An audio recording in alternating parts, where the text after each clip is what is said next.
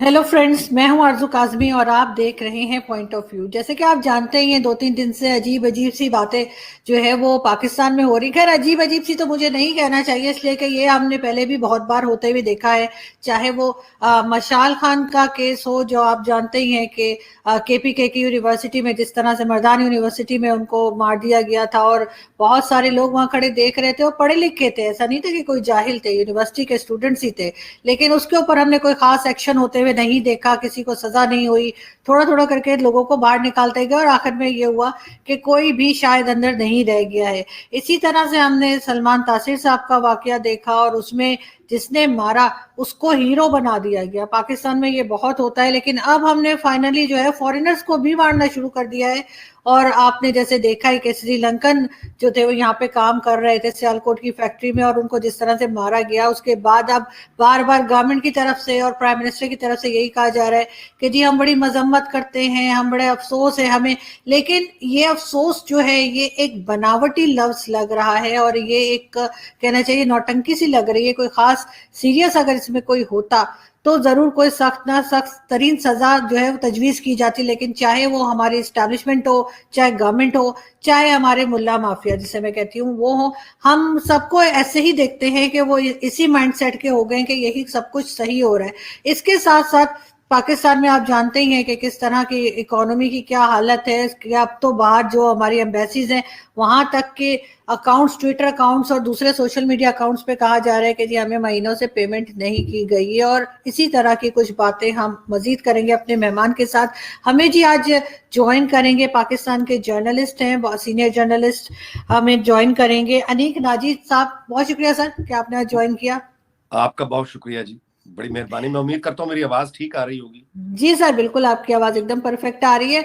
और सर, जैसे आपने सुना, मैंने सबसे पहले बात की है कि जिस तरीके से हमारे यहाँ कल मारा गया है एक गैर मुल्की को, और उसके बाद पहले तो खैर हम अपने लोगों पे ही हाथ साफ करते थे कि हमारे यहाँ से कभी हम किसी पे इल्ज़ाम लगा देते हैं कि जी इसने मजहब के खिलाफ बात की है, चाहे वो मुस्लिम्स हो चाहे नॉन मुस्लिम्स हो। लेकिन अब हमारी बात उससे कहीं आगे बढ़ चुकी है। ये कहीं रुकेगी? कोई इस पे एक्शन होगा? कोई सुधरेगा पाकिस्तान में, या आपको लग रहा है कुछ नहीं हो सकता? देखिए, इसका मैं आपको एक तारीखी पस मंजर है असल में। अब मुझे मालूम नहीं कि आपके पास वक्त कितना है, लेकिन जब आपको बात लगे कि तवील हो गई है तो मुझे तो बता दीजिएगा, टोक दीजिएगा। इसका पस मंजर ये है कि पाकिस्तान जब बना है तो उस वक्त भी मतलब ये कि ये किसी को क्लियर नहीं था कि ये मुल्क बनने क्यों जा रहा है। अगर आप गौर करें तो कायदे आजम की कोई एक किताब भी या कोई एक बुकलेट भी अवेलेबल नहीं है जो जिसमें उनका ये एक वाज़ेह नुक्ता नजर हमारे सामने हो कि पाकिस्तान का आइडिया आखिर उनके जहन में क्या था। अच्छा, अब जब कोई किताब मौजूद नहीं है तो हम लोग तकरीरें उठा के फिरते हैं, और तकरीर का मामला ये होता है कि खास तौर पे सियासी तकरीर के वो आम तौर पे एक आर्जी खबर, आर्जी हालात के मुताबिक की जाती है, और जज्बाती तकरीरें तो बिल्कुल ही सियासी होती हैं जो हजूम से की जाती हैं। और एक तकरीर वो होती है जो यानी आप संजीदा माहौल में करते हैं, यानी दस्तूर साज असम्बली से जो तकरीर की कायदे आज़म ने। अब मामला ये है कि आप हम जैसे लोग वो दस्तूर साज असम्बली की तकरीर उठा के फिरते हैं कि कायदे आज़म का असल में आइडिया ये था जो उन्होंने दस्तूर साज असम्बली में 13 अगस्त को तकरीर में वजाहत कर दी थी। लेकिन इसके मद्दे मुकाबले एक दूसरे नुक्ते नजर के लोग हैं जो कायदे आज़म की उन तकरीर को उठा के फिरते हैं जो उन्होंने जाहिर है कि एक यानी वो बातें उन्होंने कुछ की हैं ऐसी जिससे ये नतीजा निकाला जा सकता है कि ये कोई यानी इस्लामी कोई जहाद, मतलब एक उसमें ये जहाद वाली आइडियोलॉजी निकाली जा सकती है। अच्छा, अब हमने देखा कि जब यानी एहतजाज तो तभी शुरू हो गया था, यही वजह थी कि कायदे आज़म ने जब ये दस्तूर साज असम्बली से यानी खिताब किया तो आपके हमारे इल्म में होना चाहिए कि एक तरह का एहतजाज उसी वक्त शुरू हो गया था। और फिर उसका नतीजा ये हुआ कि कायदे आज़म जब चले गए और लियाकत अली खान को मतलब उनका, तो फिर आपने देखा कि करारदाद मकासद पेश की गई, और उसके बाद मौलाना मौदूदी ने जो वो निकले तो आपके इल्म में है कि उन्होंने ये कहा कि हमने आज रियासत को कलमा पढ़ा दिया है। यानी इससे पहले ये रियासत तो थी लेकिन एक काफिर रियासत थी, इसको हमने कलमा पढ़ा दिया। तो ये वो दो नुक्ते नजर हैं जो पाकिस्तान की बुनियादों में शामिल है। अच्छा, अब इस नुक्ते नजर پہ یعنی ہم بہت آگے بڑھ چکے ہوتے اگر ہمارے ہاں جمہوری تسلسل جو قائد اعظم کا یعنی خواب تھا اگر وہ پورا ہو جاتا تو اب تک یہ تاریخ میں گم ہو چکی ہوتی باتیں.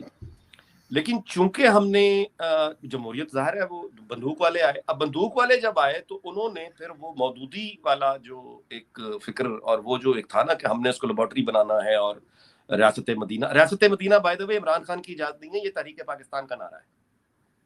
اچھا, اور لیکن ریاست مدینہ کیا ہوگی کیسی ہوگی یہ قائد اعظم نے بتایا نہیں. اور پھر وہی ہوا کہ جب ریاست مدینہ کے نام پہ لوگوں نے ظاہر لوٹے اور مائگریشنز ہوئیں اور ظلم ہوا اور جو آپ کے علم میں ہے, تو وہ لوگ جو جب آئے تو اس کے بعد یعنی ان کا ریاست مدینہ کا اپنا ایک تصور تھا اور انہوں نے اس پر عمل شروع کر دیا. جیسا کہ میں نے پہلے گزارش کی کہ اگر الیکشن ہوتے رہتے تو یہ ماضی کی باتیں ہو جاتی ہیں, لیکن ان باتوں کو اٹھا کر پھر ہم نے دیکھا کہ خود ایوب خان نے یعنی قائد اعظم کی بہن فاطمہ جناح پر وہی الزام لگا دیے.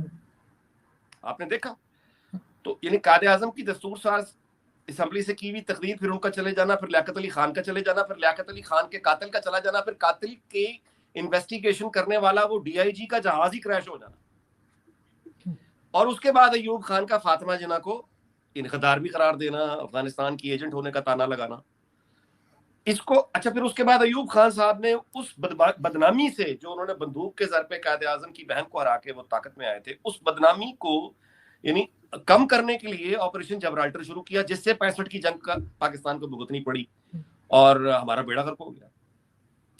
جھوٹ ہم آج تک بولتے ہیں کہ ہم جیتے تھے. کون سی جنگ جیتے تھے ہم خود کارگل کی طرح. کارگل ایک ری پلے تھا آپریشن جبرالٹر کا.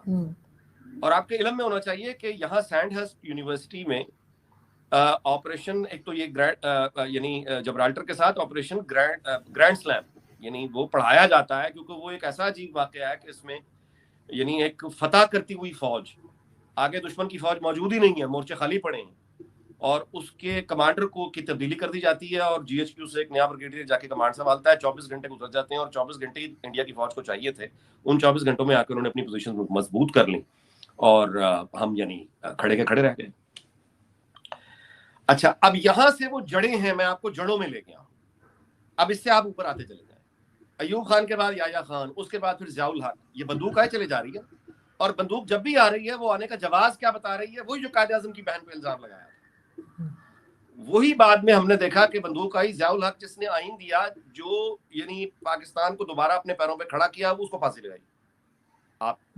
اچھا, اب ہم نے جب بھی ڈکٹیٹر آتا ہے, دیکھیں جو عوام کی نمائندہ حکومت کو مار کر آتا ہے, اکثریت کی رائے کو مار کر آتا ہے, تو اس کے پاس دو چیزیں ہوتی ہیں تاریخ میں, ہمیشہ یہی دو چیزیں ہوتی ہیں. یا وہ مذہب کے نام پر آتا ہے, یعنی اس کے خیال میں وہ یہ کہتا ہے کہ چونکہ خدا کا حکم ہو گیا اسے, اور وہ اکثریت کے اوپر اب خدا کا نام لے کے اکثریت کو ماریں گے نا, تو یا تو مذہب پہ آتے ہیں, یا پھر یہ نیشنلسٹ بن کے آتے ہیں کہ ہمیں اپنے وطن سے بڑی محبت ہے, ہم سے زیادہ محبت کرنے والا ہے کوئی نہیں, اکثریت جو ہے وہ جاہل ہے اور وطن کا ان کو ادراک ہی نہیں ہے, لہٰذا ہم ہیں جو طے کریں گے چاچے مامے کہ اس کو یعنی چلانا کیسے ہے. اچھا, یہ سارے بہانے بنیادی طور پہ ان کا مقصد ہوتا ہے کہ ایک تو مینز آف پروڈکشن, اس پر اپنا تسلط اور قابو, اور پاور گیم کے اوپر ایک حتمی اتھارٹی کہ ہم طے کریں گے.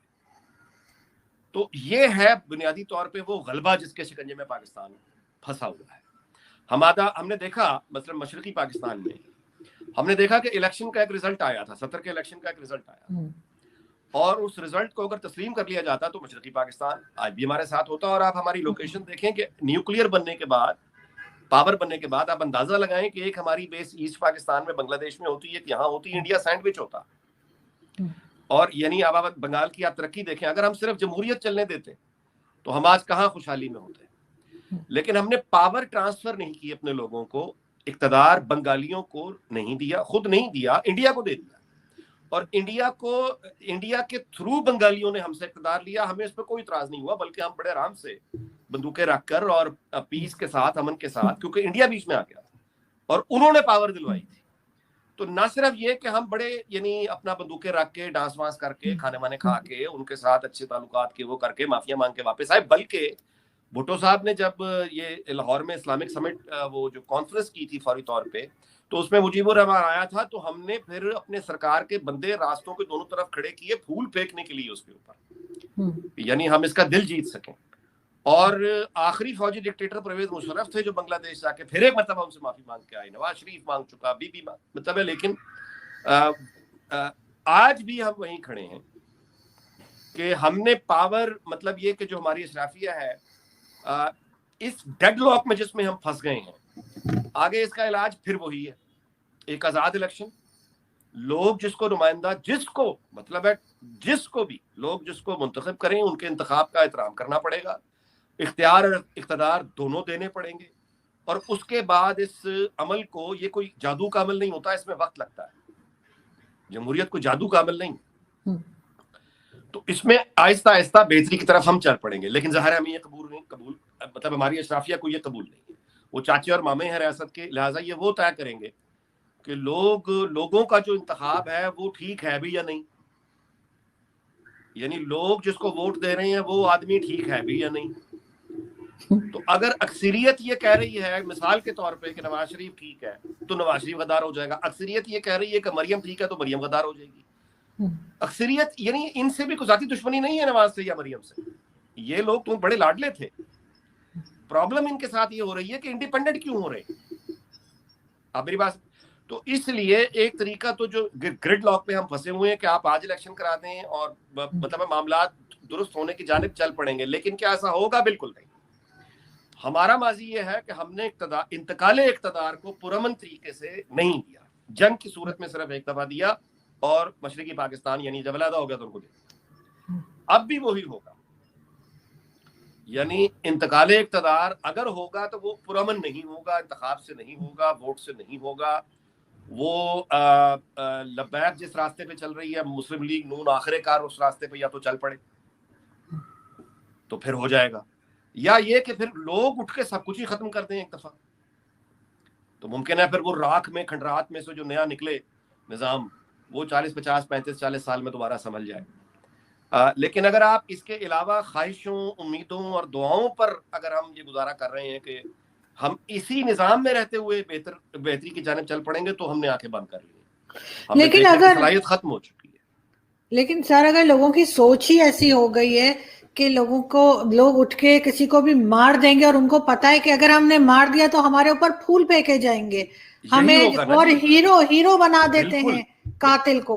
جب انتقال اقتدار پرامن طریقے سے نہیں ہوگا، ووٹ کے ذریعے نہیں ہوگا، صرف بندوق ہی نے عزت دلانی ہے، تو پھر بندوق کے مقابلے میں بندوق ہی اترے گی نا.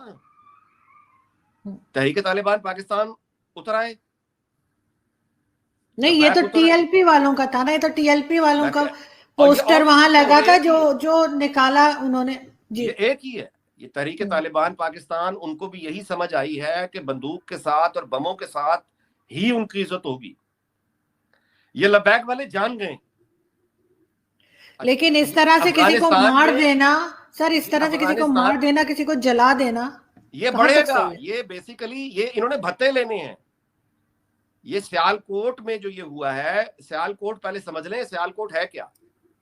سیالکوٹ جو ہے یہ ہماری تھوڑی بہت جو ایکسپورٹ ابھی ہو رہی ہیں یہ سیالکوٹ سے ہو رہی ہیں. جو ہم لیدر ایکسپورٹ کر رہے ہیں، کچھ سپورٹس گڈز ہیں، جاگرز ہیں، فٹ بال ہیں. اچھا، اس کے علاوہ یہ میڈیکل کے جو سرجری کے لیے آلات ہیں، یہ چوریا کاٹے، یہ ہم بنا کے سیالکوٹ سے ایکسپورٹ کرتے ہیں. اور سیالکوٹ کے جو ایکسپورٹرز ہیں انہوں نے آپس میں چندہ پیسہ اکٹھا کر کے انہوں نے اپنا ایئرپورٹ بنوایا، انہوں نے خود پیسہ اکٹھا کر کے اپنی موٹر وے بنائی. اس کی وجہ یہ ہے کہ وہاں پہ جو فیکٹریز ہیں، مثال کے طور پہ وہ جرمنی میں سامان بیچتے ہیں، جرمنی میں یورپی یونین کے لاز ہیں، تو جو لوگ ان سے سیالکوٹ سے یہ خرید رہے ہیں ان کا سامان، وہ اپنے انسپیکشن کے لیے لوگ بھیجتے ہیں سیالکوٹ، جو جا کے وہاں دیکھیں کہ کیا ان فیکٹریوں میں جہاں سے ہم سامان اٹھاتے ہیں وہاں پہ کوئی چائلڈ لیبر تو نہیں ہو رہی، وہاں پہ کوئی لیبر کے ساتھ کوئی یعنی فیئر ٹریٹمنٹ ہے یا نہیں، وہاں پہ وہ انوائرمنٹ کو کوئی نقصان تو نہیں پہنچ رہا.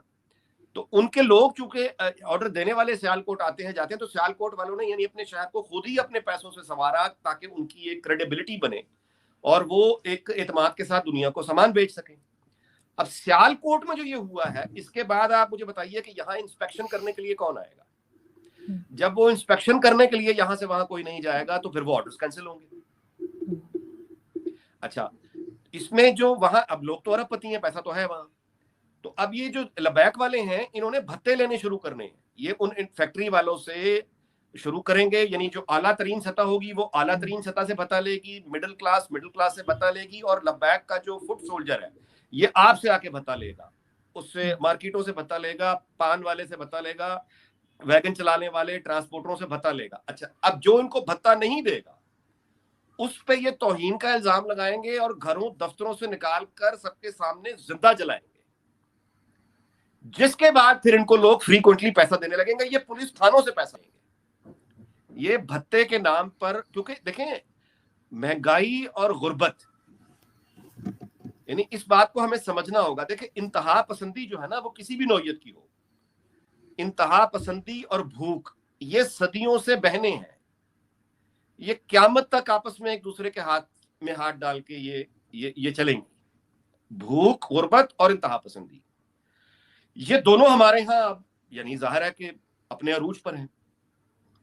تو جب یہ دونوں اپنے عروج پر جا کر ہاتھ ملاتی ہیں تو اس کے بعد پھر یہ ہر اس یعنی فرد کو کھا جاتی ہیں.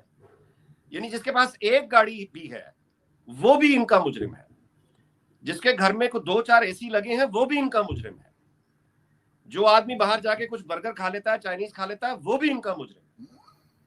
تو یہ بھتے لینا شروع کریں گے, یہ حملہ آور ہوں گے, یہ مطلب ہے کہ کسی بھی حد تک جائیں گے. اچھا اب آگے پھر 2 باتیں آتی ہیں. نمبر 1 کہ کیا پاکستان کی ریاست اور اداروں میں اتنا دم اور خم رہ گیا ہے کہ وہ ان سے اکیلے لڑ لیں؟ جب چین یہ کہہ چکا ہے, چین آپ جانتی ہیں نا کہ داسو کا جو اٹیک ہوا تھا اس کے بعد چین آفیشیل اپنے ٹویٹر اکاؤنٹ سے یہ آفر کر چکا ہے کہ Chinese missiles and army are ready to assist our Pakistani brethren to fight terror on their soil. اس کا مطلب ہے چینی یہ کہہ رہے ہیں کہ یہ جو خطرہ ٹیررزم کا ہے یہ اگر آپ نہیں اس سے لڑ سکتے تو ہمارے میزائل اور ہماری فوجیں پاکستان کے اندر آ کے ان کو ماریں گی, وہ یہ کہہ رہے ہیں.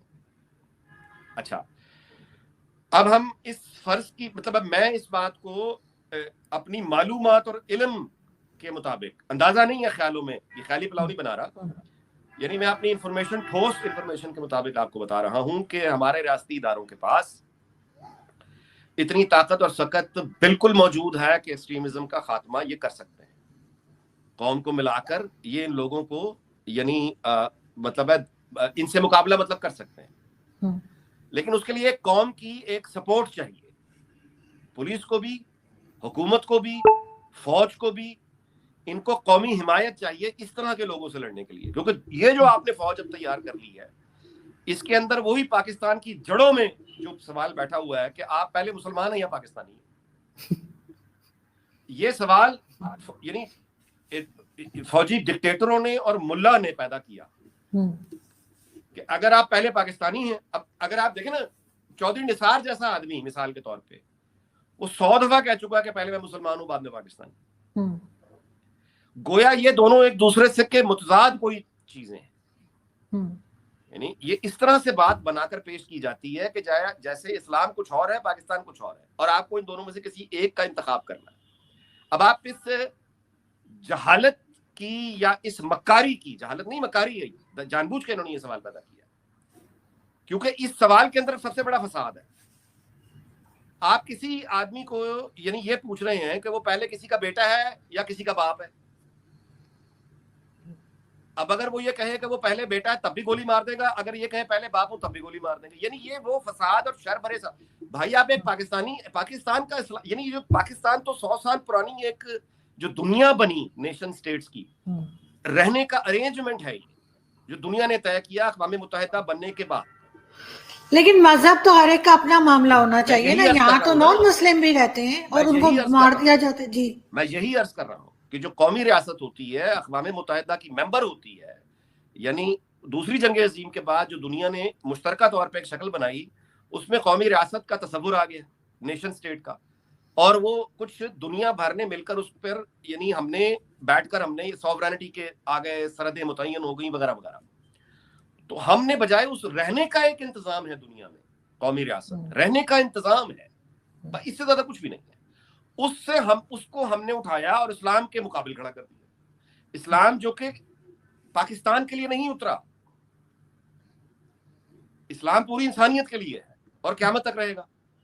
اس کو ہم نے پکڑ کے سیاسی مقصد استعمال کر کے اس کو بند کیا بوتل میں. اب یہ لوگ نکل آئے ہیں. بہرحال ان کے نزدیک کروڑوں میں ایسے لوگ ہیں، یہ یعنی اس کو آپ معمولی بات نہ سمجھیے گا، یہ کروڑوں میں ہیں جو یہ سمجھتے ہیں، واقعی یہ سمجھتے ہیں، دیانتداری سے سمجھتے ہیں کہ وہ پہلے مسلمان ہیں اور بعد میں پاکستانی ہیں، اور پاکستان کا ہر وہ قانون، پاکستان کا ہر وہ شہری، پاکستان کا ہر وہ ادارہ جو ان کے تصور اسلام کے راستے میں حائل اور رکاوٹ ہے، اس کو مارنا یہ مطلب ہے اپنا فرض سمجھتے ہیں، اور اس کے بعد جنت میں جانا لازمن سمجھتے ہیں.